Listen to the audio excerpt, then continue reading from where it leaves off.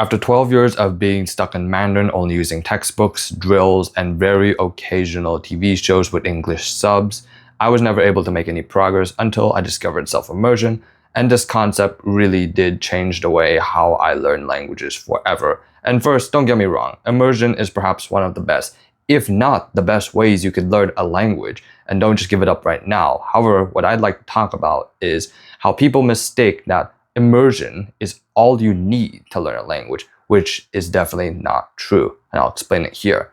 Where first off, let's go see where did immersion come from at first. The term immersion, where the more common term used when describing language immersion, can either be of things where we get lots of exposure to things that, say, for example, when we're learning Mandarin, we will go to China and then stay there for a couple, let's say, years, come back with fluent speaking Mandarin.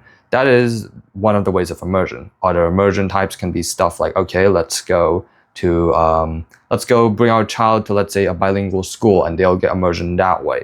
However, this thing with immersion right now, since we have the internet and stuff like video, text as well, all these things really help us where we can now do immersion at home. We no longer have to go to schools to do it. We no longer have to, let's say, travel to the country of our target language. While these can be helpful, it's no longer impossible for us to just sit down at home and just be listening to lots and lots of things almost every single day, which is a really, really effective way to learn. However, the thing about comprehensible input, where this is a thing where Stephen Krashen said, is that we acquire languages through one way and one way only, through understanding messages, through comprehensible input. And right away, immersion is not comprehensible input. Immersion is a method for us to get comprehensible input.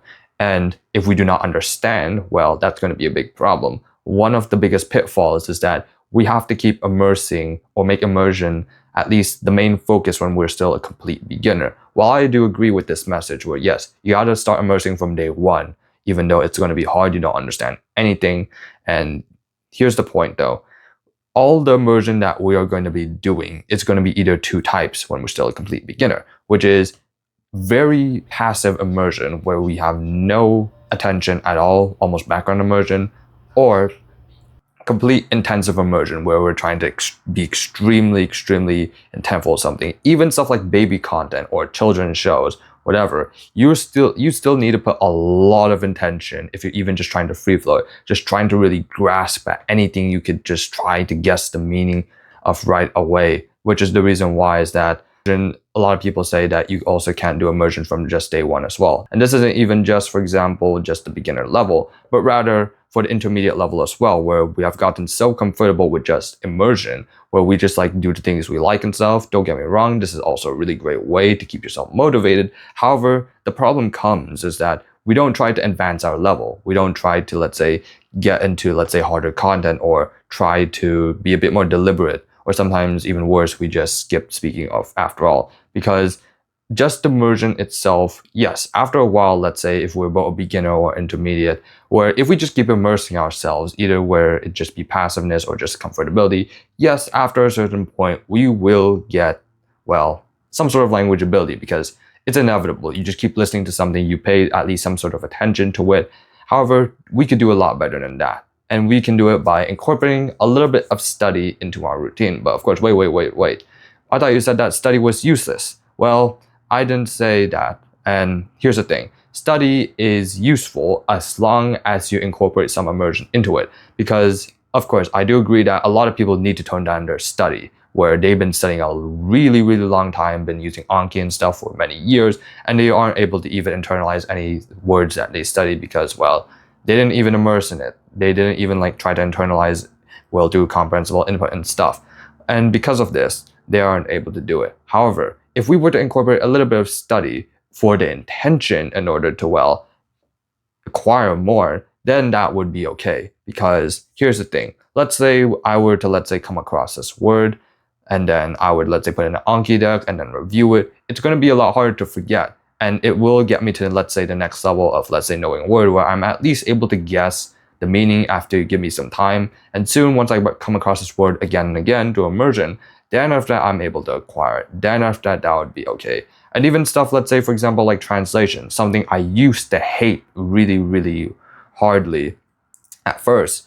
However, though, here's the thing about translations. If you were to, let's say, watch something in your native language beforehand and then later come back to it in your target language, isn't it going to be a lot easier because you already know well what's going on. You're not completely lost in the story. You at least know some, let's say, parts or scenes where the characters are talking. Of course, this does fall off later as you get into intermediate level and things get a lot easier. But even at an intermediate level, it can be still quite useful to try using translations a little bit, where there's, let's say, a really hard book you want to read, and then you, let's say, have a translation of it, and not some sort of, let's say, direct, let's say, translation for us, the reader, AI or something. Just be careful as well. And then after we've used that AI, breaking down every part, then we go and read it in our target language. It's like, oh, there we go. Now I understand in Mandarin, and all these like weird and strange characters that I've been learning don't seem so foreign after all. It's like a lot easier to pick up because, well, you already know what's going on. And even though, yes, it just looks like a bunch of Chinese characters, you don't know what understands at first. But if you were to, let's say, just read a little bit at first, then after that, okay, now I understand it.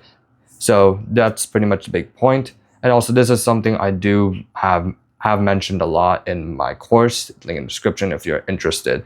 Now let's go to the next section, which is speaking.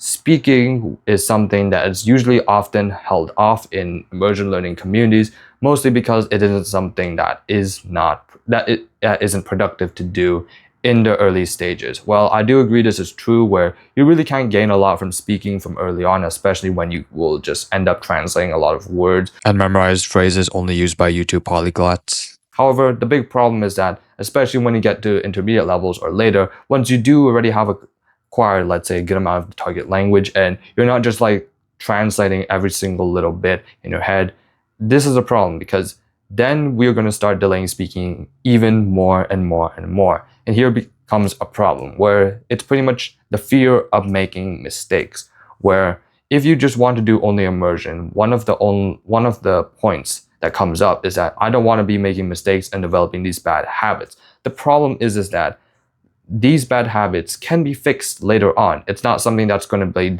something dreading you. Of course, they will take time. It's going to be a little bit annoying to fix, but it really isn't the end of the world. And it really does hurt when, let's say, you need to really speak a language, and then many people will tell you you got to hold off your speaking until you do that, which is definitely not true at all. If you need to speak, then yeah, go speak. If you want to speak, then go speak. It isn't going to hurt you a lot, as many people make it out to be. All the bad habits can be fixed later, and you just need to only just realize that it's not going to help you at the level right now. However, if we were to just keep immersing and not speak at all, what's going to happen is that we're just going to go solely. It's like we don't even know what is even right and wrong at times. Let's take, for example, Chinese, where even in Chinese, we have things like tones, for example. If you're not at least aware of tones,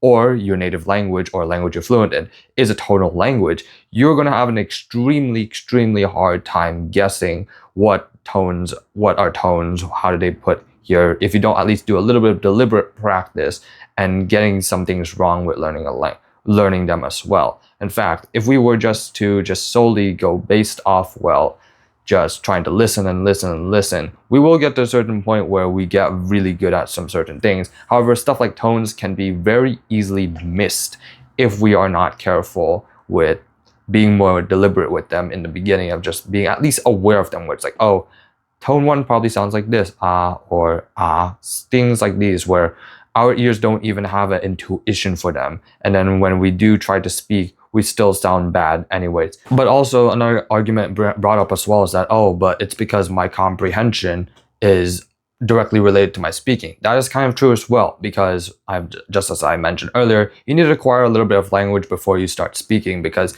you cannot speak what you do not understand. However, there's a big problem where people just keep trying to understand more and more and more and more and more and more and more, to a point where it just becomes a bit ridiculous when you have just been learning for so long, where it's around, I'd say, 50% of your comprehension will be going into your speaking ability. Because, to put it frankly, just right now, if you want to speak well, you have to speak a lot and a lot. Because there are many heritage speakers as well that I've met, where they can understand really well, but because they haven't spoke a lot, they are unable to speak, where it's a bit of an interesting phenomenon where, yes, these things are connected. However, they're also quite disassociated at the same time, where if these heritage speakers of, let's say, Mandarin, for example, were to speak more Mandarin, it would be a lot easier for them because, well, they've already understood what it is. However, because they do not put in any effort to speak, well, it's pretty much really hard for them because they haven't really trained their mouth muscles.